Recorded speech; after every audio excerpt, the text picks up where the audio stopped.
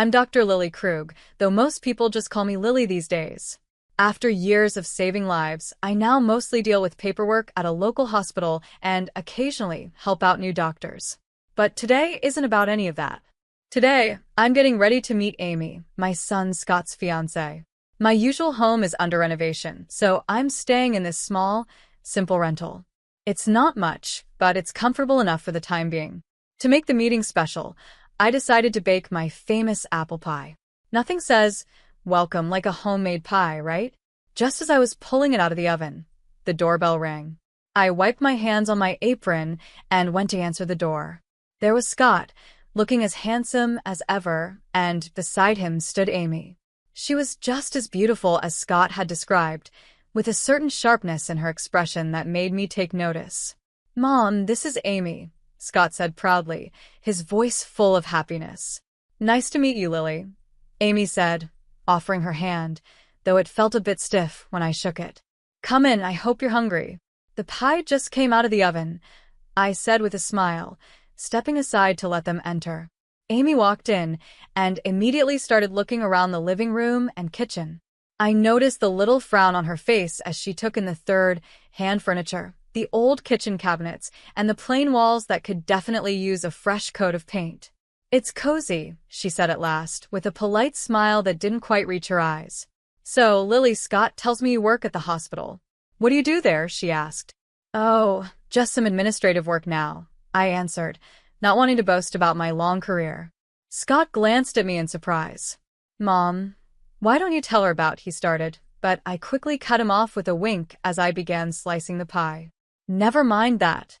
Let's have some pie. You'll love it, Amy. It's my special recipe," I said, steering the conversation away from my job. As we sat down to eat, Amy seemed more focused on asking questions than enjoying the pie. "So, how did you manage to send Scott to private schools? That must have been tough on just a hospital admin salary," she asked, her tone a bit too forward for my liking. The question took me by surprise. It felt a little too personal, and it annoyed me. I kept my voice steady. "Well, I had some help from my parents. They left me a small inheritance," I replied, hoping to keep things polite. I could tell she was judging me, trying to figure out how someone with a simple job could give their son such a fancy upbringing. Her questions felt more like an interrogation, each one coming with a sharpness, even though she tried to hide it under a polite tone. Scott, bless him, didn't seem to notice the tension. "Amy's been great with all the tech support at her job. You should see her in action, Mom," Scott said proudly. "That's impressive," I said, turning to Amy with genuine interest. "Technology really is the future, isn't it?" "It is, and it's so rewarding to be at the cutting edge, being part of something that really makes a difference," Amy replied. There was a mix of pride in her voice, along with something else I couldn't quite figure out. We kept chatting while eating the pie, moving from Scott's job to their wedding plans. I did my best to make Amy feel welcome, despite the awkward start. When it was time for them to leave, Scott hugged me tight, but Amy's goodbye felt cold, her smile practiced but not reaching her eyes. As I washed the dishes, I made a mental note to stay alert. Scott was my world, and I wasn't going to let anyone mess with his happiness. After that first awkward meeting, I hoped things would get better with Amy, but as the wedding planning moved forward, so did the tension between us. Amy had a way of keeping me out of the planning, using polite but cold responses that made me feel like an outsider in my own son's future. One afternoon, Scott and Amy came over to talk about the wedding. I had made some coffee and put out a few snacks, hoping to create a warm, welcoming atmosphere. "Mom, we were thinking of having the wedding by the lake. What do you think?" Scott asked, spreading out photos of the venue on the coffee table. Before I could answer, Amy quickly added, "Oh, Lily, it's a bit far from the city. I'm not sure if all our guests would like the drive. We're thinking of a downtown spot, right, Brian?" Her tone was casual, but her words cut me off before I could share my opinion. I kept my voice steady. "The lake sounds beautiful, Scott. It would make for some lovely photos, and a little drive wouldn't hurt anyone." Amy laughed, a high-pitched sound that grated on my nerves. "Oh, but you know how bad traffic can be. We wouldn't want our guests stuck on the road all day." I held back a sharper reply and forced a smile instead. Well, downtown is nice too, lots of great places there. Scott glanced between us, sensing the tension, but didn't say anything. He had always hated conflict, especially when it came to the people he cared about.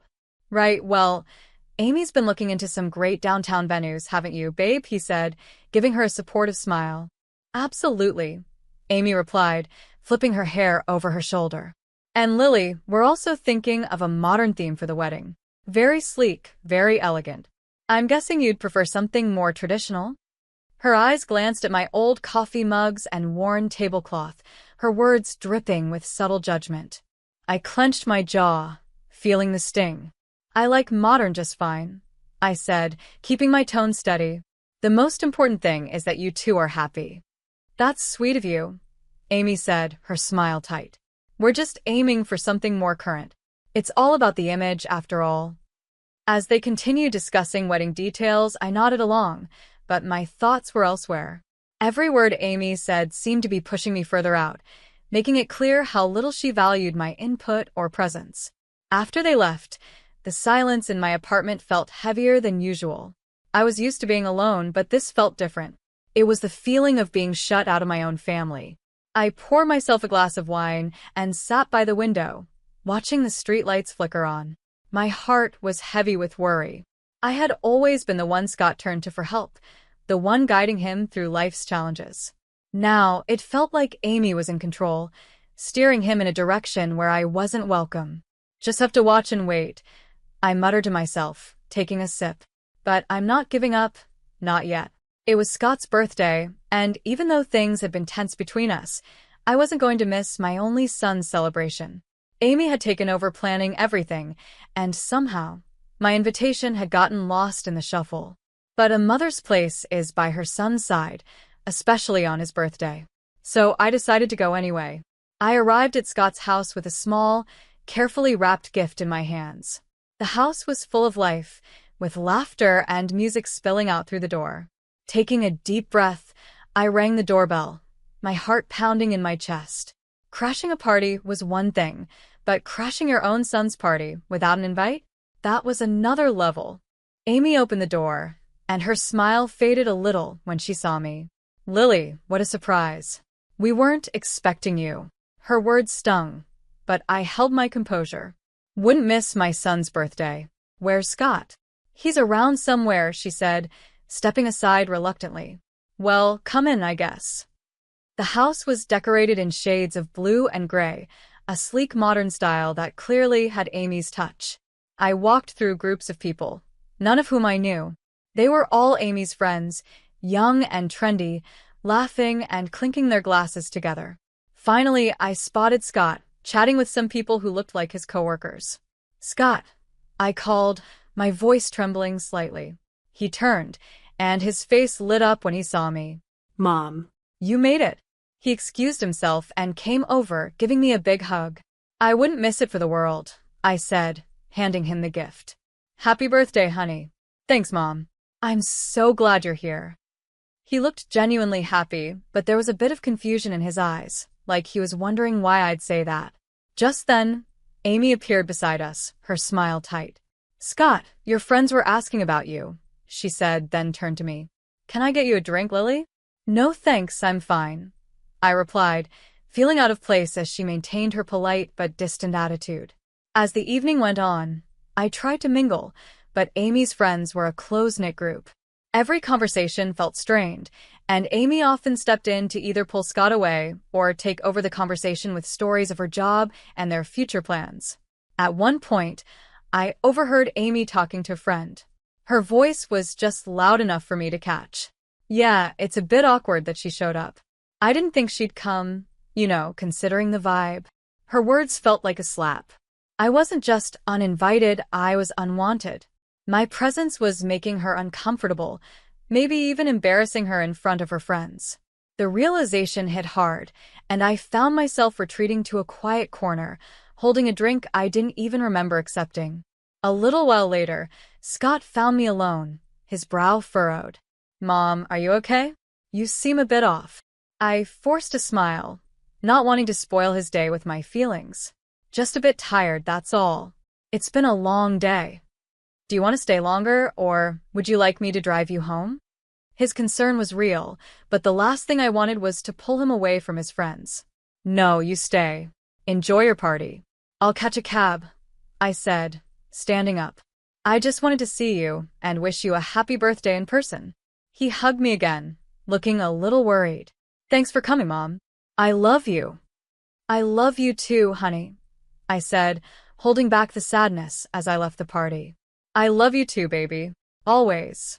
With that, I slipped out the door, the sound of laughter echoing behind me as it closed. The night air was cold, but it was a relief compared to the warmth of a party where I felt like an outsider.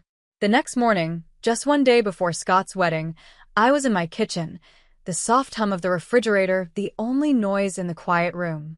Then, I heard a knock at the door. Expecting it to be a delivery, I wiped my hands on my apron and went to answer it. To my surprise, it was Amy, standing there alone, her face serious, which didn't seem like a good sign. Amy, what brings you here this early? I asked, keeping my voice polite. Without waiting for an invitation, she stepped inside, her eyes quickly scanning my modest rented apartment, her disapproval barely hidden. Lily, I'll get straight to the point. I'm here to make things easier for everyone. I have a proposal for you, she said. Oh, I replied, my curiosity piqued, though I could feel a chill running through me.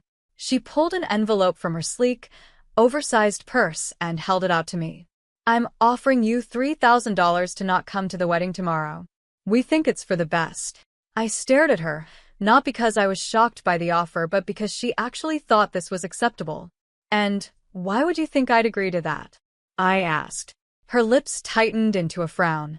Let's be real, Lily. Your presence doesn't really fit with the kind of event we're planning. You know, with all the important guests we're expecting. My hands clenched at my sides, but I knew I had to play this smart. I'm sorry, I think I didn't hear you correctly, I said, tapping my ear, pretending like I hadn't understood. You want to pay me not to attend my own son's wedding? Why? Amy sighed, clearly annoyed. Because, Lily, you don't exactly fit the scene. The way you dress, well, everything about you, it's just not up to the standard we're setting. We have very influential people coming, and we can't have you there looking like that. She paused, waiting for me to show some kind of hurt or give in. But I didn't. I stood tall, my resolve growing stronger. Go on, Amy. I'm listening, I said. With this money, she continued, waving the envelope in front of me, you could maybe fix up this place, or buy something nice for yourself later. You should be grateful I'm offering this. I almost laughed at her nerve. She thought this place was mine, and that I needed her charity to improve it. But I kept my face neutral, nodded, and took the envelope from her. All right, Amy, if that's what you really want, I said calmly. Her relief was obvious as she gave me a tight smile. Good. I'm glad you're being reasonable about this. After she left, I stood there, still holding the envelope, my thoughts racing. I gently closed the door behind her, my hands shaking with a mix of anger and adrenaline. I pulled out my phone and stopped the recording. Amy's cruel words were all there, clear and undeniable. I didn't waste any time and dialed Scott, my voice steady but urgent. Scott, can you come over right now? It's important. We need to talk about something serious. Sure, Mom, I'll be there as soon as I can. Is everything okay? His voice was filled with concern, sensing that something was wrong. Just come. We'll talk when you get here. When Scott arrived, he looked worried. He barely sat down before I said, listen to this, and played the recording of Amy's proposition. As he listened, the color drained from his face, and his expression turned to shock and hurt. Mom, I'm so sorry you had to hear that. I can't believe she'd say those things, he stammered after the recording ended. The wedding is tomorrow, Scott. What do you want to do? I asked, my voice calm but firm, letting him know the decision was his to make. He ran his hands through his hair, clearly frustrated and confused. I want to confront her, tell her it's over, and cancel the wedding. I can't marry someone who would do this. I held up my hand to stop him. If you do that now, everyone will see you as the bad guy, and she'll play the victim. We can't let her control the story. Scott paused, thinking over what I said. So, what do? We need to let everyone see her true colors. Let them hear the Amy I heard on this recording, I said, my voice calm but full of determination. He nodded slowly, understanding. Okay, Mom. I won't say anything to her yet. After Scott left, I made several phone calls to old friends and former patients, people who knew me well and had been part of my life because of the surgeries I had performed over the years. We talked about old times, and though I didn't give too many details, I hinted that I might need their support soon. Sitting back on the couch, I felt a mix of anxiety and resolve. Tomorrow would be a big day, one way or another. I was ready to stand up for my family and show everyone who Amy really was. This wasn't just about stopping a wedding.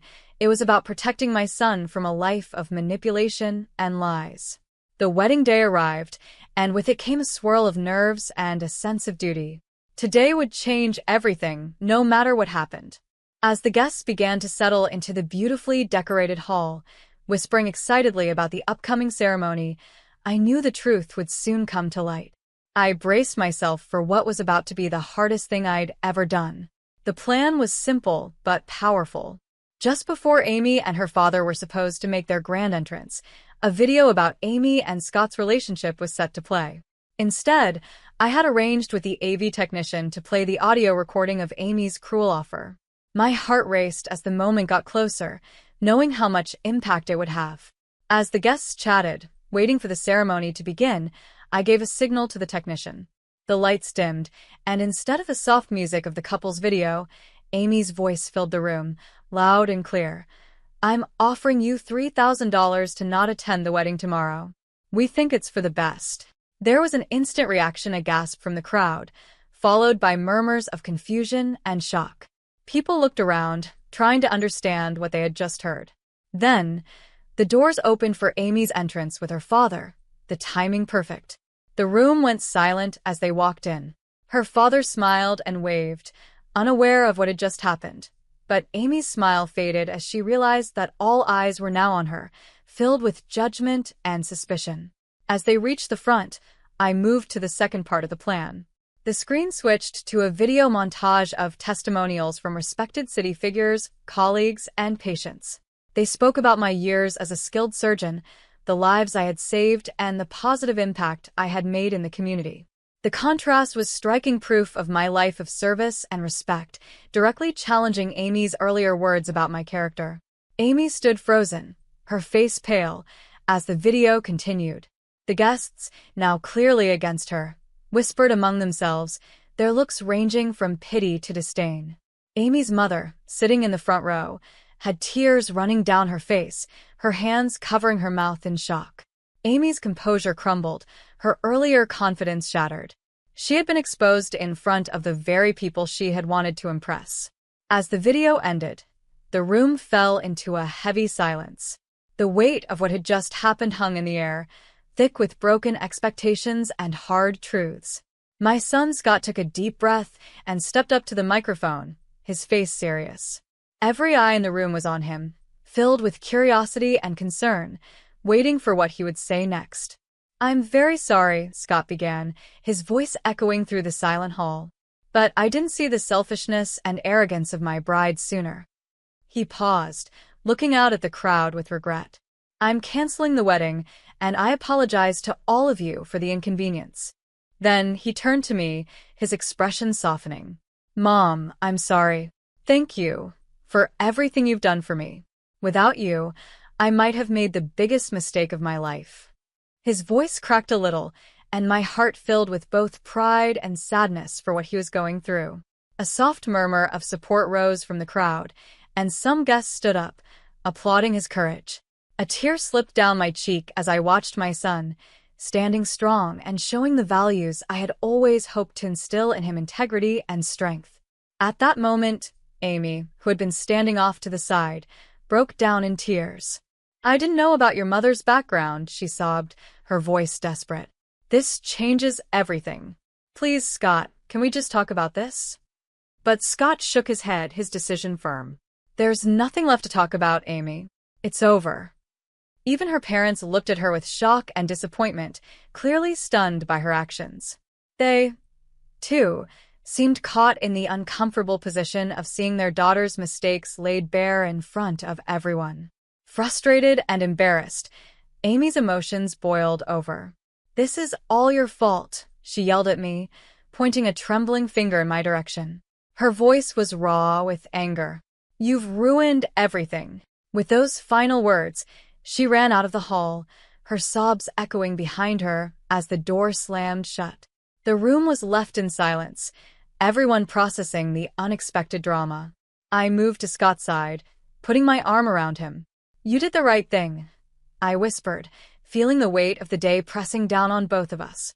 He nodded, wrapping his arm around my shoulders. "Thanks, Mom.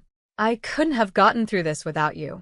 As the guests slowly began to leave, many offered quiet words of support or simply gave us a reassuring squeeze on the shoulder. I felt a mix of relief and deep sadness. The day didn't go how any of us expected, but truth and honesty won in the end. Scott was hurt, but he was free from a future that could have been much worse. After everything settled down, I finished the renovation of my house. It's beautiful now, a place full of peace and light, just like this new chapter of my life. 3 years have passed since that day.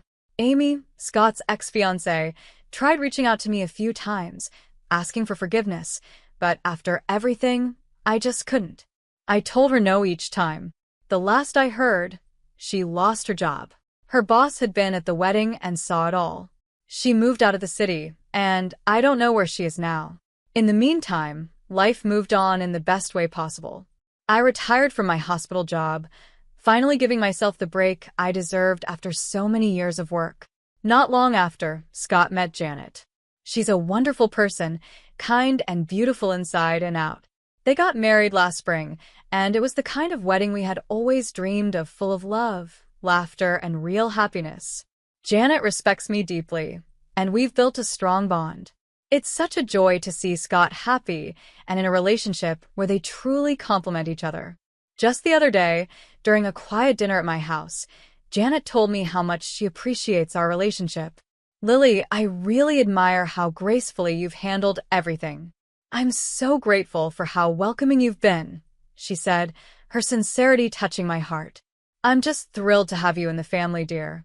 You make my son happy, and that's all I could ever ask for," I replied, my voice thick with emotion. The kindness and love that now filled my home were a far cry from the silence it once held. It had truly become a home, ready for future gatherings and family celebrations. Feeling lighter and more adventurous than I had in years, I made a decision that even surprised me. I booked a trip around the world. It was something I'd always wanted to do, but kept putting off. Now, with everything falling into place, it seemed like the perfect time. When I told Scott and Janet, they were thrilled. "Mom, that's amazing. You've always talked about seeing the world," Scott said, his eyes lighting up. "And you've more than earned it," Janet added, giving me a hug. "We'll manage just fine here. Go make some amazing memories." So here I am, finalizing itineraries and packing my bags, ready to explore the places I've only read about or seen in pictures. It feels like I'm not just traveling to new countries, but also stepping into a new phase of life, one where I can simply enjoy and embrace the beauty of the world.